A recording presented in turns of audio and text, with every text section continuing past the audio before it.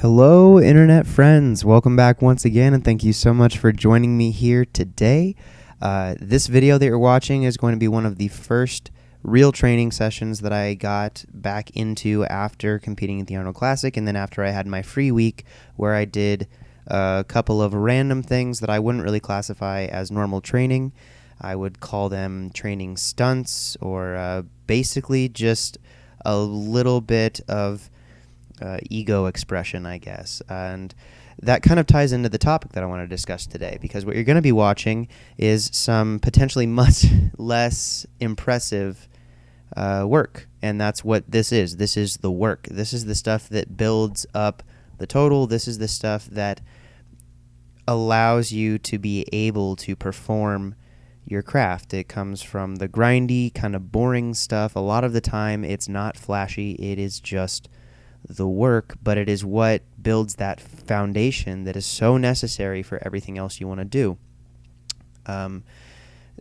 There is a big difference between training for something and testing for something, and the protocols are on opposite ends of the spectrum usually.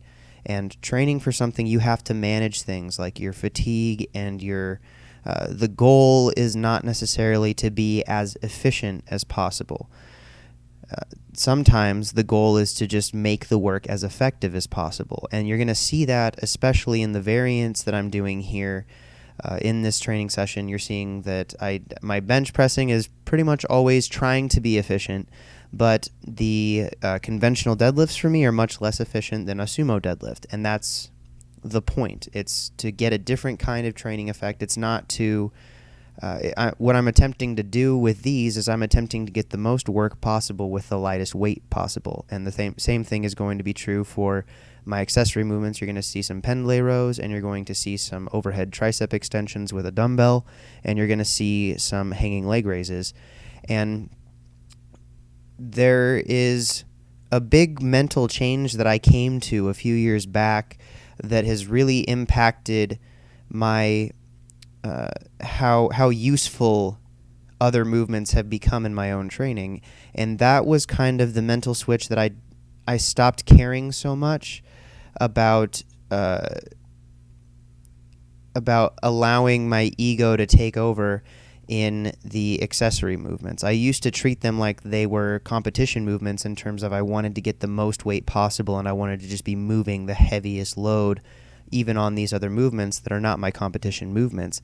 And it was such a big positive change for everything when I let go of that as being the main focus and tried instead to get more work with less weight, to kind of treat it like a bodybuilder. You hear a lot of high-level bodybuilders talk about just using a lighter weight, focusing more on the control of the weight, focusing more on kind of the sensation that you get where they're always chasing the pump, versus where most powerlifters are talking about just trying to move heavy weights. I can move plenty of heavy weights on my competition movements, and the closer I get to a competition, the more important that absolute loading becomes. But when I'm in the off season, or when I'm trying to shore up some weaknesses, when I'm trying to target the things that are not those competition lifts directly, what I want to do is I want to maximize the amount of work that I'm getting in whatever it is that I'm doing, and minimize the negative effect on the less adaptive tissues. Things, a lot of lifters that are always lifting heavy will kind of experience issues with a lot of joint pain, and a lot of those tissues, the connective tissues in your body, are much less adaptive than the soft tissue, than the muscle fibers. And so if you're only using heavy weight on every single movement you're doing, including your non-competition movements, you are potentially wearing down, not just attacking your body with even more fatigue, because that's part of any training model. You need to push yourself enough to force growth and adaptation to happen, but you might be overwhelming the joints and that connective tissue that can't keep up as much as the musculature can. And so with all of my accessory movements, I tend to use lighter weights and focus so much more on getting the most out of it. And on these tricep extensions you're seeing, I'm not using a very heavy weight. I started much heavier initially on my first set. This is going to be the last set because I was playing around with different ways to try and get the most out of the least, so to speak. I don't have a whole lot of heavy dumbbells, but what I found was on the first set I was using a much heavier dumbbell, and it was actually easier than this set, not because I was tired per se, but because I was having so much elbow movement that it was really assisting it, and I wasn't locking out all the way and forcing that full contraction.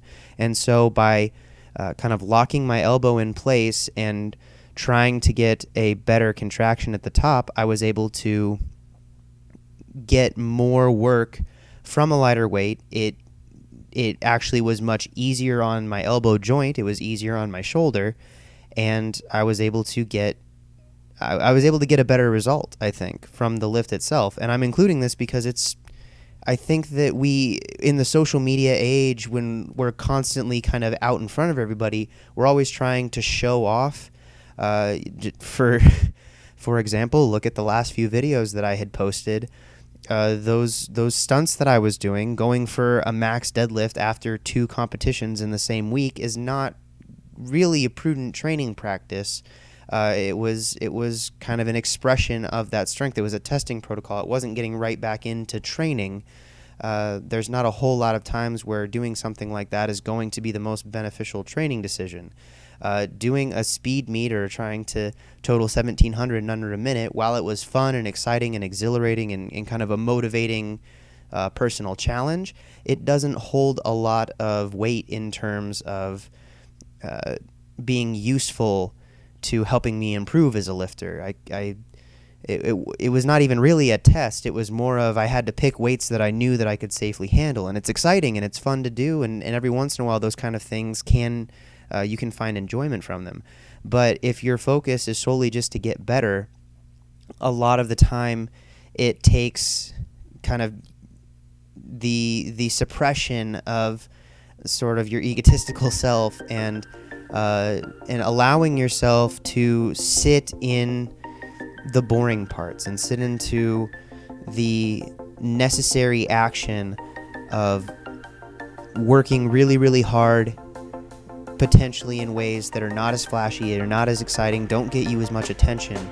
But most of the people who have found the most success in their craft are the ones who have really bought into the idea of working really hard, even on the stuff that comes across as boring.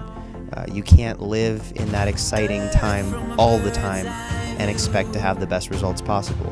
And those things becoming possible is only made, is only developed in the time that you spend working hard kind of in the trenches, and that's really what living the grind is. So thank you guys for watching. I hope you enjoyed and found this motivating if you're in a period of your own training that's a little less exciting and a little less potentially outwardly motivating. Those are the times that matter the most. So I hope you're encouraged and refreshed, and I will talk to you all tomorrow. I hope you're having a great day. Bye.